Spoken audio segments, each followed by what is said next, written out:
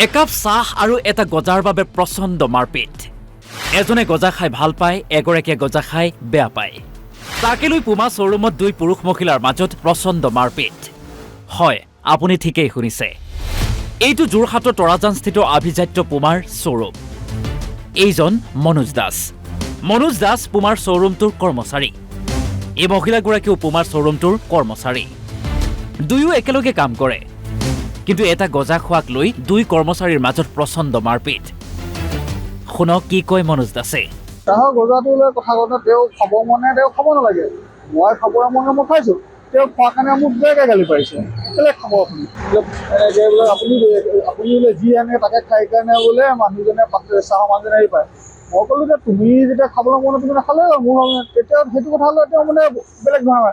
শুনক কি কয় মহিলা কৰ্মচাৰীগৰাকীয়ে মোৰ প্ৰতিষ্ঠানটো পুমা শ্ব'ৰুম হয় তাত মানে মই আৰু মোৰ এমপ্লয়াৰ এজন আছে মানে তাৰ লগত সৰু এটা কথাত মানে মোৰ লগত কাজিয়া অকণমান হ'ল তেখেতে তাত ওপৰ জুপুৰি মোক ইয়াত মাৰিলে চুলি দোকানতে ছিঙি পৰি আছে এইটো নখত এইটো তেজ ওলাই আছে নখটো ভাঙি গৈছে তেখেতে মোক বহুত বেয়াকৈ পিটিলে মানে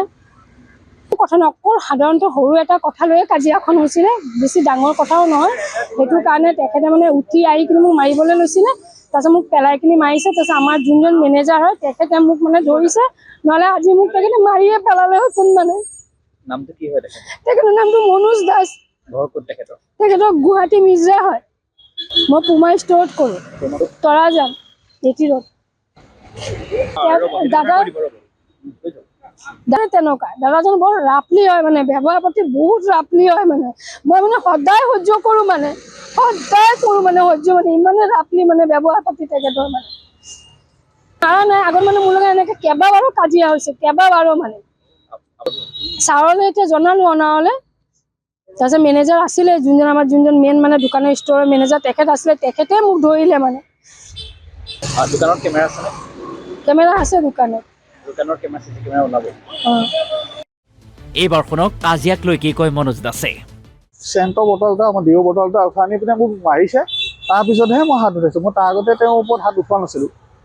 কোনোবা পঢ়া হৈছে তাৰপিছতহে মই হেৰি কৰিছোঁ প্ৰথমতে তেওঁ মোক মাৰিছে তাৰপিছতহে মই হেৰি কৰিছোঁ মানে সেইটো কৰিব নালাগিছিলে কিন্তু মোৰ মই সেইটো আজি বুলিয়ে নহয় তেওঁ মোক সদায় মানে হেৰি কৰি থাকে সৰু কথাত আপুনি কাম নাজানে বেলেগৰ আগত হেৰি কৰি দিয়ে ধৰক মোৰ পাৰিবাৰিক কথা কিছুমান মই ক'বলৈ অভিযোগ প্ৰতি অভিযোগৰ মাজতে মনোজ দাসৰ বিৰুদ্ধে যোৰহাট থানাত এজাহাৰ দাখিল কৰে আৰক্ষীৰ তদন্ততহে জানিব পৰা যাব আচলতে দোষী কোন কিন্তু এটা গজাক কেন্দ্ৰ কৰি কৰা কাজিয়াৰ সৃষ্টি হোৱাক লৈ যোৰহাটত হৈছে ব্যাপক প্ৰতিক্ৰিয়া যোৰহাটৰ পৰা ঋতুৰাজ বৰা অসম লাইভ 24